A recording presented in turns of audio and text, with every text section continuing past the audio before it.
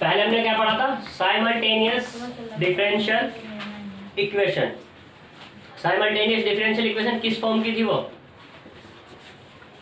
कोई बता सकता है?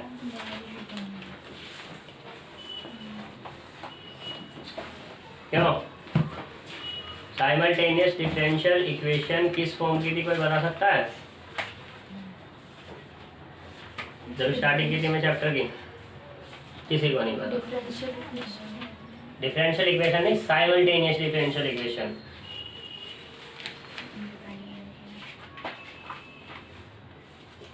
F1D क्या था, x plus F2D y equal to Q1। दूसरा G1D x plus G2D y equal to Q2। X y तो होंगे, ये हमारी साइमल्टेनियस डिफरेंशियल इक्वेशन थी, ठीक है, क्योंकि दो इक्वेशन थी तो इससे सिस्टम बनना था हमारा। हम पहले इसको सॉल्व कर रहे थे। अब यहाँ पर बात करते हैं simultaneous equation of the form. जो साइमल्टेनियस है जनरल होती है हमारी, वो इस फॉर्म की होती है, क्या ये होती है, P1 dx plus Q dy और dz equals to 0। P2 dx plus Q2 dy plus R2 dz equals to 0। ठीक है, ये साइमल्टेनियस इक्वेशन है। अब यहाँ पर इसको सॉल्व करना है। जो इस एक्सरसाइज में होगा, इस एक्सरसाइज में यहाँ पर तो फिलहाल तो तुम्हारा ये आया नहीं अभी डेरिवेशन करके भी, मैं इसकी डायरेक्टली इक्वेशन बताऊंगा तो, ठीक है। वो वे जो इस एक्सरसाइज में इक्वेशन गिवन होगी यहाँ पर। और एक चीज़ और सबसे इम्पोर्टेंट, यहाँ पर इसको अच्छे से करना है, 5 नंबर का यहाँ से क्वेश्चन तुम्हें मिलेगा ही मिलेगा। दूसरा, एक पार्शियली चलेगी अभी हमारी, पार्शियली भी तो रह रहा है। अभी हमने क्या पढ़ रहे हैं, पार्शियली कौन सी, ऑर्डिनरी डिफरेंशियल इक्वेशन पढ़ रहे हैं। दूसरे में चलेगी पार्शियल डिफरेंशियल इक्वेशन, इसका वहाँ पर भी यूज़ होगा। और जैसे हम यहाँ पर कर रहे हैं वैसे ही वहाँ पर करेंगे, बस एक चेंजेस आएगा थोड़ा सा आंसर में जाकर के, ठीक है। और वो एक लाइन का चेंजेस होगा बस। तो इसलिए इसको बहुत अच्छे से पढ़ेंगे। यहाँ पर जिसको समझ में ना आए, एक की जगह 4 बार पूछ लेना आज ही, ठीक है ना। क्लियर इतनी बात। यहाँ पर इसका जो सॉल्यूशन करते हैं, वो सॉल्यूशन हमें जो इक्वेशन मिलेगी इन दोनों इक्वेशन से, 1 और ये 2, ठीक। यहाँ पर क्या हुआ है, dx dy dz है, 3 वेरिएबल है। यहाँ पर बात ये होती है, मतलब बात ये आती है कि किसी के दिमाग में ये उठ जाए कि जी हमारा डिपेंडेंट वेरिएबल क्या है, इंडिपेंडेंट वेरिएबल क्या है। यहाँ पर ऐसा कुछ नहीं पता लग रहा, ठीक है। तो तुम क्या करोगे, किसी भी एक x y या z को लो और उससे दोनों में क्या कर दो, डिवाइड कर दो। जैसे सपोज करो मैंने क्या किया, dz से डिवाइड किया, तो यहाँ क्या बना, p dx over dz plus q1 dy over dz plus r1 equals to 0। दूसरा क्या, p2 dx over dz plus q2 dy over dz plus r2 बराबर 0, ठीक। अब मुझे क्या करना है, इनकी वैल्यू निकालनी है। इसका कोफिशिएंट क्या है, यानी कि जो p q r है, इनके कोफिशिएंट की वैल्यू फाइंड करनी है, ठीक है। वो कैसे फाइंड करेंगे, 9th या 10th क्लास में पढ़ के आए होंगे। कैसे, कौन सा रूल था, वैसे बहुत यूज किया मैंने कोऑर्डिनेट में, वो एबीसी की वैल्यू फाइंड करने के लिए, dx ओवर dz अपॉन, इनके ऑप्शन छोड़े, इसकी मल्टीप्लाई इसके साथ, q1 r2 minus r1 q2, ठीक है। दूसरा dy ओवर dz किसके साथ आता है, माइनस के, अल्टरनेट करंट में चलते हैं, इसकी मल्टीप्लाई इसके साथ, p1 r2 minus q1 P2 equals to 1 1 upon में Q1 इसका यहाँ पे अभी क्या ले रहे हैं हम, एक मिनट, P1 R2 और P2 R1, P1 R2 P2 Q1 की जगह R1। अब ठीक है, दूसरा इसकी मल्टीप्लाई इसके साथ P1 Q2 minus Q1 P2। Clear इतनी बात? इसको हम कैसे लिख सकते हैं, हम ये भी तो लिख सकते हैं dx over Q1 R2 minus R1 Q2 equals to dy over यहाँ से R1 P2 minus P1 R2 equals to dz upon P1 Q2 minus Q1 P2। ठीक है, इनको कोई नया नाम दे दो। एक क्या नाम दोगे, इसको नाम दे दिया मैंने, चलो P कह दो, ये P कह दो, इसको Q कह दो और इसको R कह दो। तो यहाँ से क्या मिलेगा, ये मिलेगा dx upon P equals to dy upon Q equals to dz upon R। ये क्या बनी है मेरी, एक इक्वेशन बनी है, इसका नाम दिया गया साइमल्टेनियस इक्वेशन। ठीक है, इससे जनरेट हुई भाई, जब ये साइमल्टेनियस है तो ये भी कैसी होगी मेरी, साइमल्टेनियस ही होगी। ठीक है, अब मुझे क्या करना है, यहाँ पर इसी को सॉल्व करना है, ये इक्वेशन है इसी को सॉल्व करना है। और ये जो P Q R है, where P Q R are function of x y z। किसके फंक्शन है, x y z। क्लियर है बात?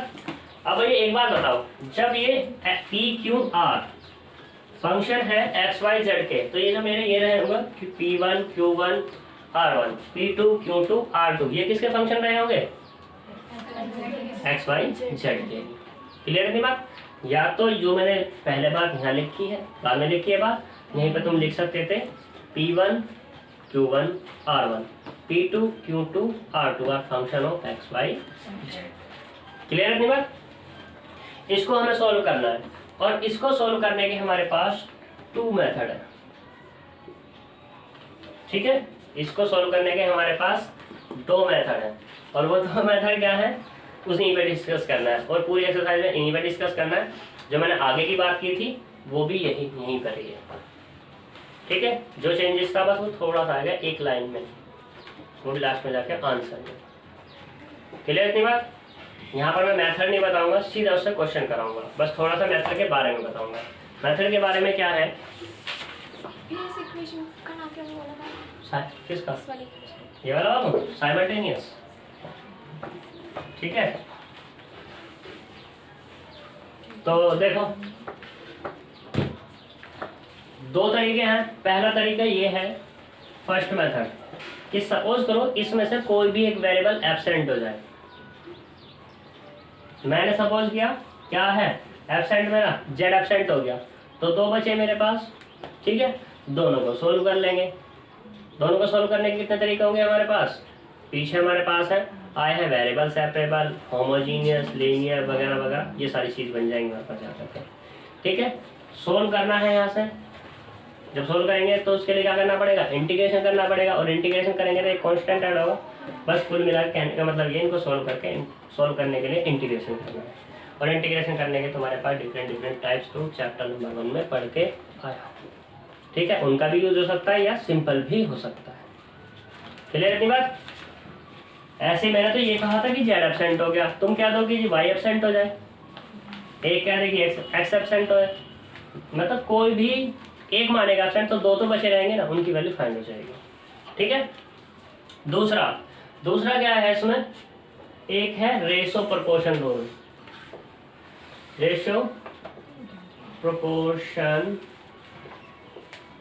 Rule in algebra. अलजेब्रिक, ठीक है, अलजेब्रिक से मतलब अलजेब्रा के अंदर होता क्या है, 4 चीजें आती हैं। ठीक है, क्या हम्म, बताओ, मैं तुमसे पूछ रहा हूँ क्या चीज आती है? अरे 4 चीज पे तो डिपेंड है पूरा का पूरा मैथ।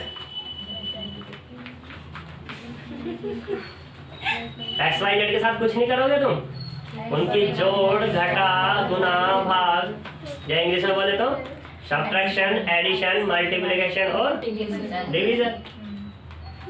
इन्हीं पे तो टिका हुआ है, या किसी और पर टिका हुआ है? देख लो कभी पृथ्वी पर टिका हुआ हो या आकाश पर, कभी ये पंखे पे टिक रहा हो। ठीक है ना? तो यहाँ पर वे चीज यूज करेंगे, उसके लिए नाम दिया जाता है multipliers.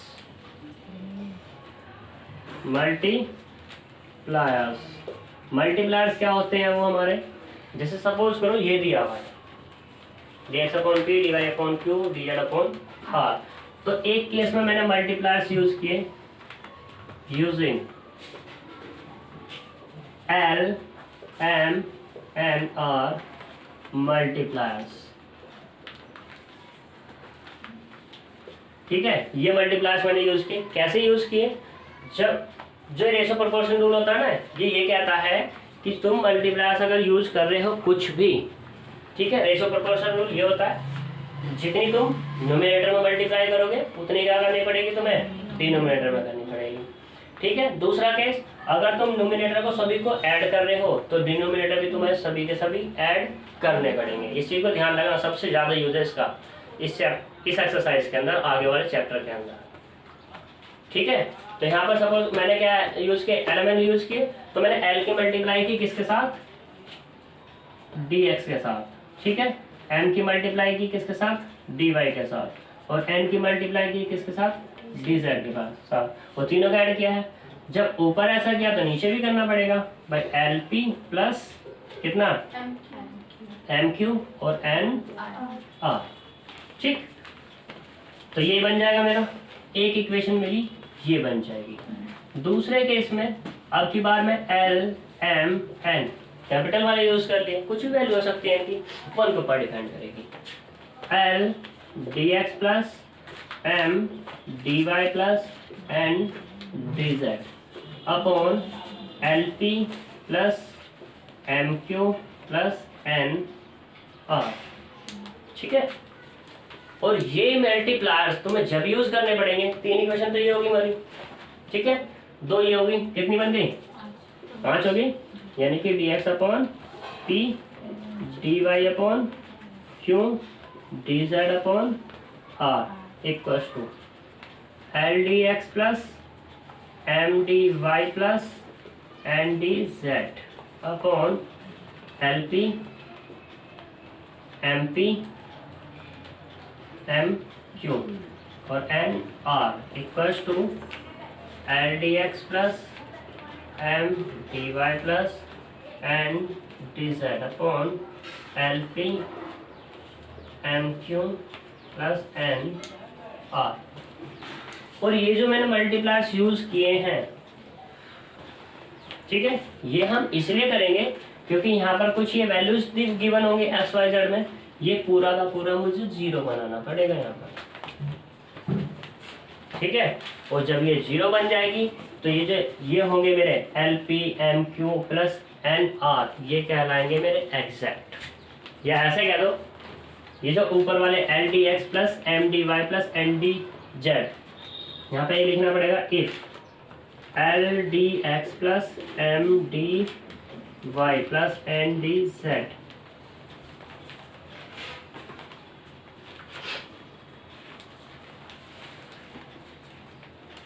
is exact differential equation, यानी कि ये एग्जैक्ट होने चाहिए। जब ये एग्जैक्ट होंगे तो ये जो होंगे मेरे LP plus MQ plus NR बराबर 0 के, तभी ये 0 बनेंगे। ठीक है, और एग्जैक्ट को तुम्हें सोल्व करना आता ही है, इंटीग्रेट को। ठीक है, यानी कि अब ये जो इक्वेशन हो जाएगी ऐसे, भाई ये एग्जैक्ट है तो ये है, ऐसे अगर ये एग्जैक्ट हो जाएगा तो ये भी 0 हो जाएगा।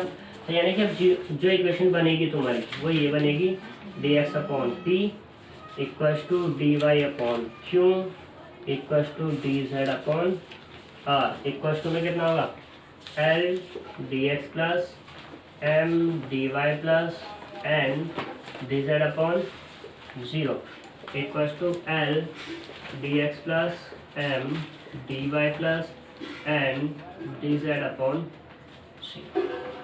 ठीक है, अब ये 5 इक्वेशन हो गई, 5 इक्वेशन हो गई। पहले क्या कर रहे थे हम 2 इक्वेशन को ले रहे थे तब सोल्व कर रहे थे। ठीक है, तो जब 2 इक्वेशन ले रहे थे तो यहाँ पे क्या कर रहे थे कि एक हमारा एब्सेंट है। ठीक है, अब यहाँ पे कितनी होगी मेरी 5 हो गई। 5 में क्या कर देंगे जो ये बनी हुई है इन तीनों को एब्सेंट मानना पड़ेगा। या ऐसे कह दो अगर तुम ये वाली लोगे इसको इसके साथ कभी मत लेना। ठीक है, ये वाली एक किन ही इन 3 के साथ लेनी है। ठीक, और ये वाली इन 3 के साथ लेनी है, 3 में से किसी के साथ। ठीक है, क्वेश्चन से क्लियर करूंगा मैं इस चीज़ को। अभी इतना समझ में आया हो तो बताओ। यहाँ तक का आ गया, कॉपी कर लो, क्वेश्चन कराता हूँ फटाफट। एक बार और देखो, साइमल्टेनियस इक्वेशन है।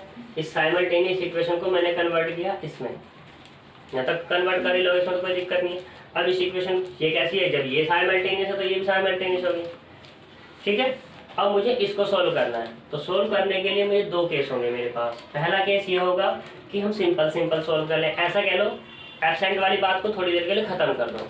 अगर एब्सेंट से किसी को समझ नहीं आ रहा तो ऐसे कह लो ये 3 इक्वेशन है, इन 3 इक्वेशन में से कोई भी 2 इक्वेशन ले लो। ठीक है, ये 2 इक्वेशन ली तुमने यहाँ से। ठीक, अब 2 इक्वेशन हम 2 बार ही यूज़ क्यों कर रहे हैं, वो हम इसलिए कर रहे हैं क्योंकि यहाँ पर देखो क्या है, डिपेंडेंट वेरिएबल मेरे 2 ही तो हैं, इसलिए कर रहे हैं यहाँ पर। ठीक है, नहीं तो किसी के मन में ये सवाल आता कि भैया अगर ये निकाले हैं तुमने तो क्या जरूरत थी इनके निकालने की, ये तो तुम यहीं से कर देते, क्यों डिवाइड करा तुमने। ये मैंने इसलिए किया क्योंकि मुझे यहाँ पर इन 2 का यूज़ करना है। 2 का यूज़ कब करते हैं, जब 2 की वैल्यू फाइंड करते हैं। जैसे हमने पीछे की थी एक्स और वाई की वैल्यू फाइंड की थी। क्लियर, तो इनमें से कोई भी जो तुम्हें आसान लगे, जिसकी तुम आसानी से वैल्यू फाइंड कर सको, पी और क्यू ले लो या क्यू आर ले लो या पी आर ले लो, कोई भी। ठीक है, तो आसानी से वैल्यू फाइंड कर लोगे, मतलब आसानी से हो रही होगी तो कर सकते हैं। अगर नहीं हो रही, किसी में जोड़ने घटाने की जरूरत पड़ी तो उसके लिए हम यूज़ करते हैं दूसरा मेथड, रेशो प्रोपोर्शन रूल। और रेशो प्रोपोर्शन रूल में मल्टीप्लायर्स यूज़ करते हैं LMX। वो L की वैल्यू तुम्हारी कांस्टेंट भी हो सकती है और वेरिएबल भी हो सकती है, यानी कि एलिमेंट जो तुम्हारे x y z भी हो सकते हैं और कांस्टेंट भी हो सकते हैं, 1 2 3 -1 2 3 वगैरह वगैरह। ठीक है, तो ये सारी चीज़ ये हो सकते हैं। जैसे तुमने मल्टीप्लाई, सपोज करो तुमने एलिमेंट मल्टीप्लायर्स यूज किए तो तुम्हें क्या करना पड़ेगा, ऊपर वाले के ऊपर मल्टीप्लाई, यानी कि L जो L यूज किया उसकी L dx M dy and dz हमें ज़रूरत के हिसाब से करना पड़ेगा। वो कब करना पड़ेगा, मुझे नीचे लेके आना है 0। ठीक है, ऐसा हो सकता है L की जगह M आ जाए, M की जगह L आ जाए, ऐसा भी कर सकते हो तुम। जरूरी नहीं है कि L की ही मल्टीप्लाई करेंगे dx में, हमें अपनी सुविधा के अनुसार, मुझे तो सिर्फ 0 बनाना है। मुझे क्या बनाना है, 0। तो 0 को बनाने के लिए मुझे क्या करना पड़ेगा, ये मल्टीप्लायर्स यूज करने हैं। और ये मल्टीप्लायर्स तुम्हारे कैसे भी हो सकते हैं। ठीक है, क्लियर है इतनी बात। अब क्वेश्चन ये आता है कि इससे भी तो काम चल सकता था हमारा, इन 4 से। ये जो मैंने दूसरा इसलिए यूज किया है, अभी मैंने तुमसे एक चीज कही थी, क्या चाहिए मुझे, 2 वैल्यू चाहिए। सपोज करो इन 3 में से कोई भी 2 यूज करके मेरी वैल्यू नहीं मिल रही। ठीक है, और मैंने मल्टीप्लाई से एक बार यूज किया तो एक वैल्यू मुझे मिल गई, एक कांस्टेंट मुझे मिल गया C1। ठीक है, तो मुझे जो दूसरा चाहिएगा वो इस दूसरे वाले को यूज करके तब मैं क्या कर लूँगा, फाइंड कर लूँगा। क्लियर है बात। ठीक है, अगर सपोज करो तुम्हें एक इन तीनों में से कोई 2 ले लिए, एक यहाँ से वैल्यू मिल गई तो एक बार ही मल्टीप्लायर्स यूज करना पड़ेगा। अगर तीनों में से यूज करने के बाद तुम्हें वैल्यू नहीं मिल रही तो तुम्हें 2 मल्टीप्लायर्स यूज करने पड़ेंगे। क्लियर है, आप कोई डाउट, पक्का कर लो तो।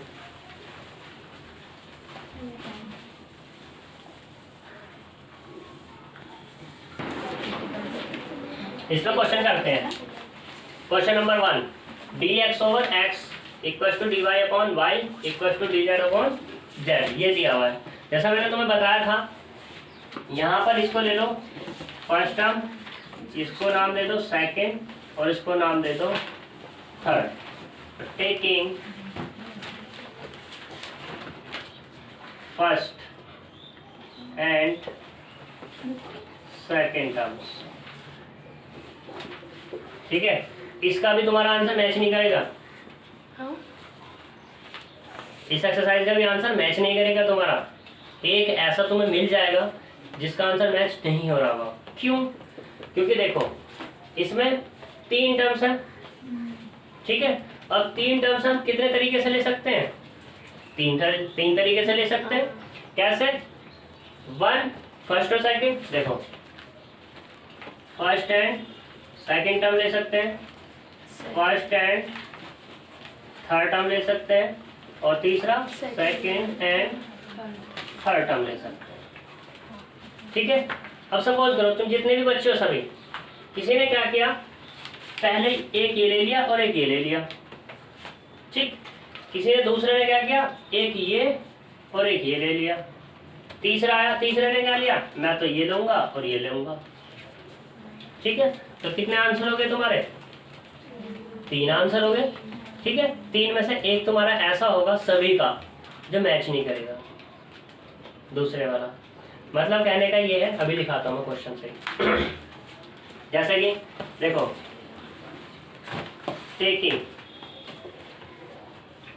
Taking first and second members, या मेंबर्स कह दो या टर्म्स कह दो, ठीक है।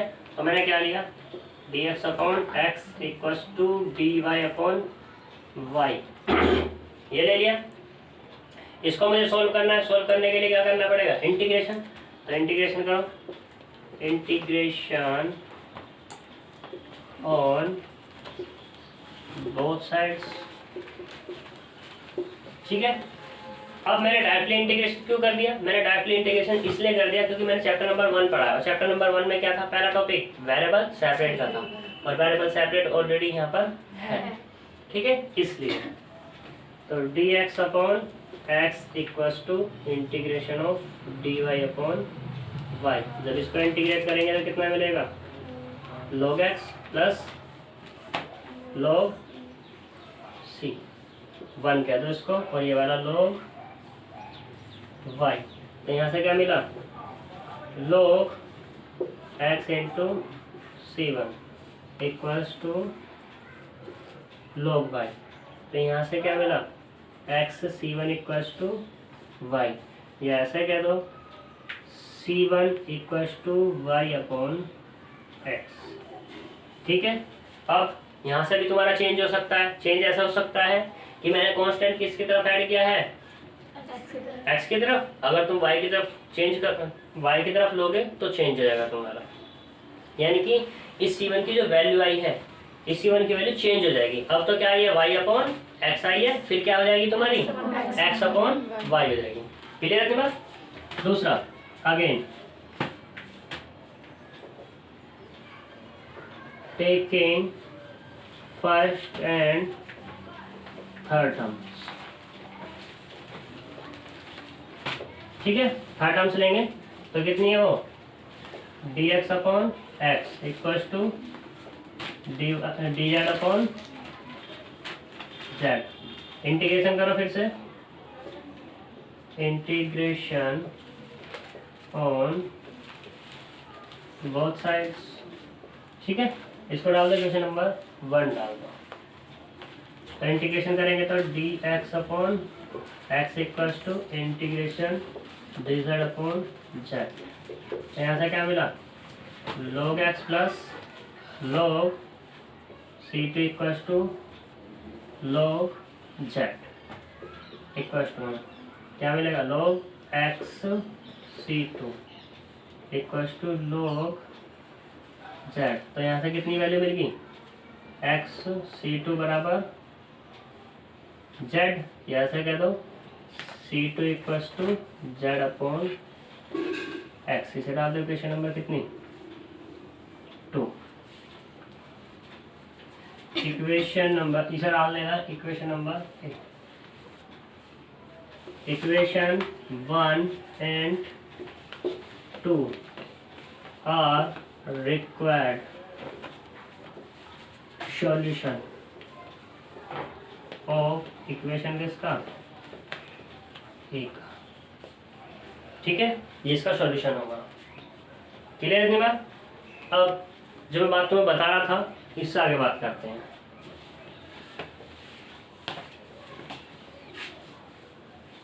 अब कोई आया अलग से, उसने क्या किया, सेकंड और थर्ड टर्म ले ली, यहाँ तो आंसर तुम्हारा पूरा होगा। अब मैं आगे की चीज बता रहा हूँ।